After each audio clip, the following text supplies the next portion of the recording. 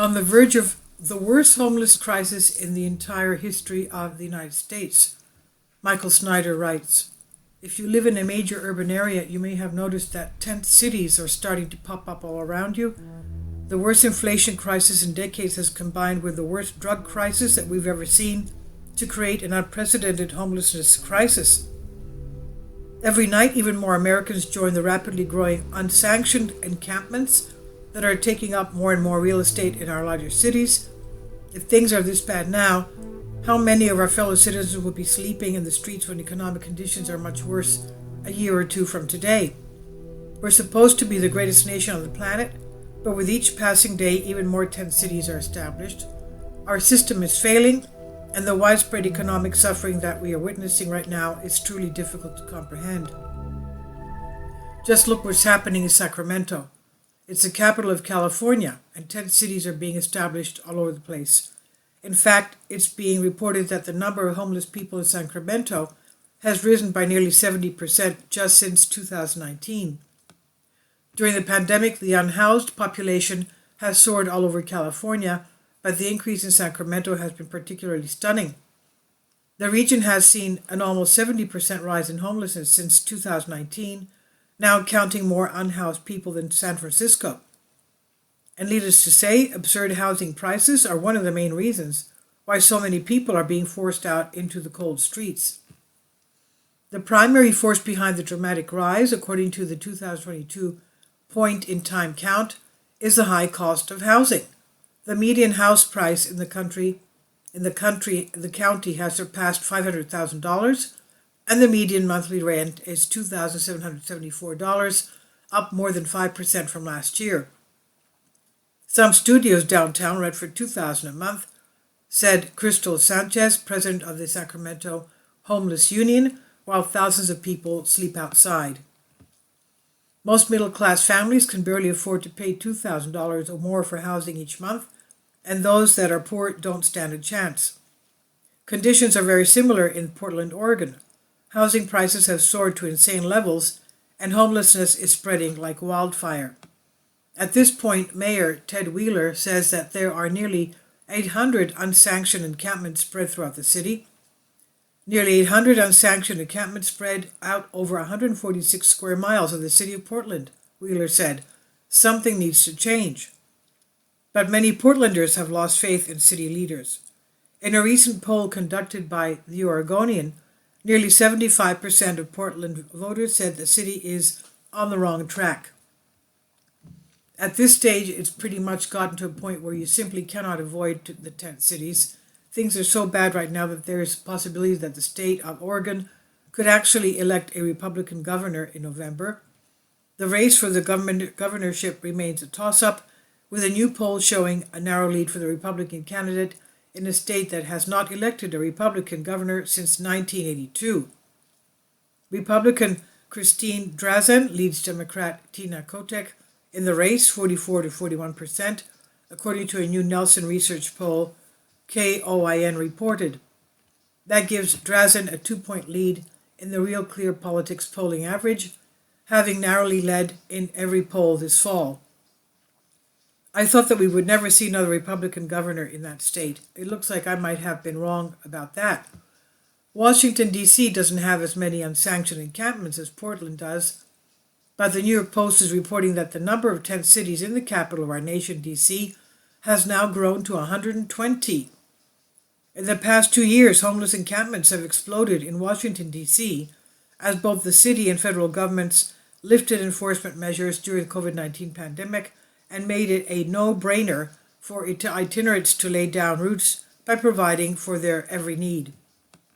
A tour by the Post of the district's major tourist areas this week found at least 35 vagrants in residence at the National Park Service site 2 blocks from the White House, and more than 20 in the green spaces surrounding the State Department complex, and 5 across the street from the infamous Watergate Hotel.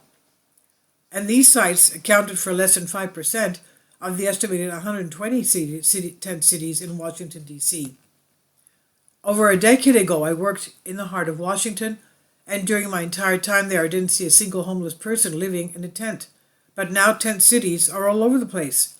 Of course, a rising crime often comes along with an explosion in homelessness. In New York City, the rape of a female jogger by a homeless man with 25 prior arrests is making a lot of headlines this week. Police said the victim was out by Pier 45 near West and Christopher Streets in West Village around 5:30 in the morning. Why was she out there so early, my goodness, in the dark of the night, when the man Carl Fanner, 29, grabbed her from behind? Now, Fanner, who has 25 priors, who is wanted for at least two other crimes, did the unthinkable. So, the shaken victim was spotted by a fellow jogger, and first responders took her to a nearby hospital. Sadly, the homeless population just continues to rise in New York City with each passing day. In fact, the problem has gotten so severe that the National Guard has now been called in to deal with the crisis. In New York City has called the National Guard to deal with the rising migrant crisis that is overwhelming homeless shelters and facilities as staff are unable to cope with the surge.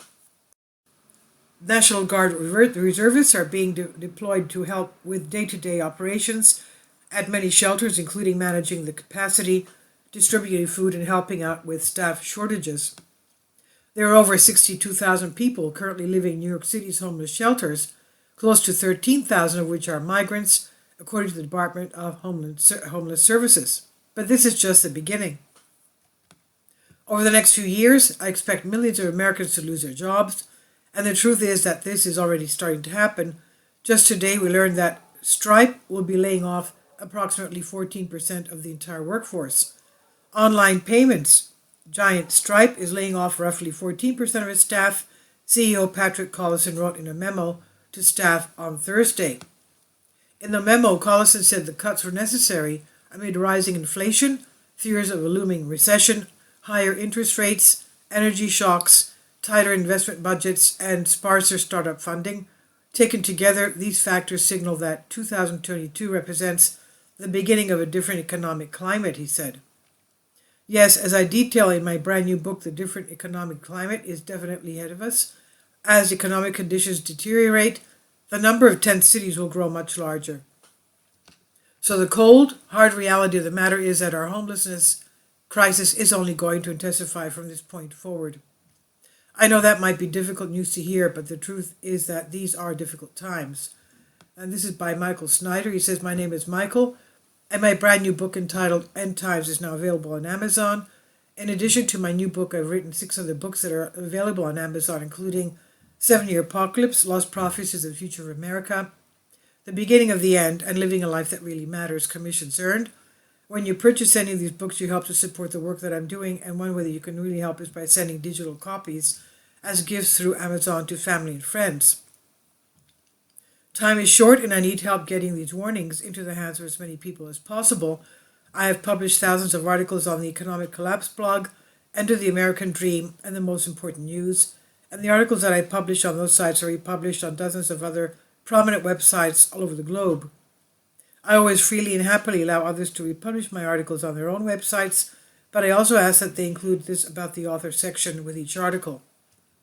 The material contained in this article is for general information purposes only, and readers should consult licensed professionals before making legal, business, financial, or health decisions. I encourage you to follow me on social media, Facebook and Twitter, and any way that you can share these articles with others is definitely great help. These are such troubled times and people need hope. John 3:16 tells us about the hope that God has given us through Jesus Christ. For God so loved the world that he gave his only begotten Son, that whosoever believeth in him should not perish but have everlasting life. If you've not already done so, I strongly urge you to invite Jesus Christ to be your Lord and Savior today. And this is on the Economic Collapse blog by Michael Snyder. Please leave your comments and thank you for your support. Kindly support my Patreon account. The daily posts are 5 videos daily, and they are totally different from what I have on my YouTube channel. Thank you so much for your support and that you find all my content so interesting. You'll find the Patreon account details in the description box below.